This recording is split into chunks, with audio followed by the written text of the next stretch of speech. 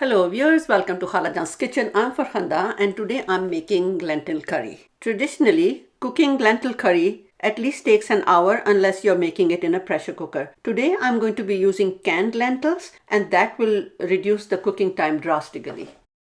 To make this curry, we will need a 540 milliliters can of lentils, 1 small tomato, 1 small onion, 1 tablespoon of ginger garlic paste, 1 teaspoon of cumin powder, 1 teaspoon of coriander powder, half a teaspoon of chili or to taste, half a teaspoon of turmeric, 1 small green chili, half a teaspoon of garam masala, quarter cup of fresh chopped coriander, salt to taste, quarter cup of oil, and about half to 3/4 cups of water.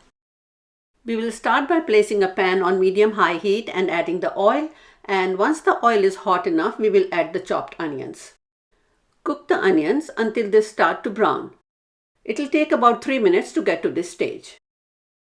Now add the finely chopped tomatoes, the ginger garlic paste, and the red chilies, turmeric, ground coriander, and the ground cumin, along with finely sliced green chilies. At this time, I'm not adding salt as the canned lentils also contain some salt.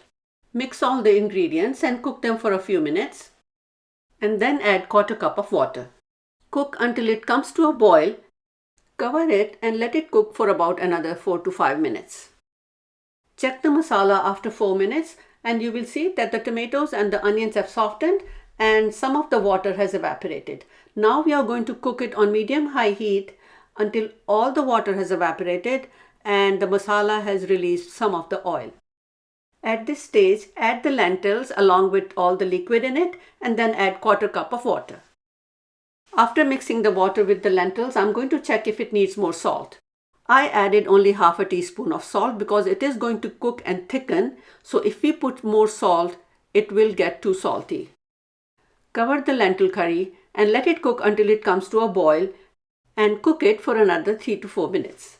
The lentils are basically cooked at this stage, but I like my lentils to be a little bit mushy, so I'm going to mash them with a potato masher. And now the lentil curry is perfectly cooked. Now shut the heat off and it's ready to serve. Before serving, sprinkle some chopped fresh coriander and the garam masala. For a gluten-free meal, serve it with rice, but it also goes very well with roti, paratha, naan, and even bread. Do try this recipe, I'm sure you're going to like it. If you like this recipe, give it a thumbs up and share. If you're new to my channel or haven't subscribed yet, do subscribe, and by pressing the bell icon, you will get notifications for my upcoming videos. Enjoy!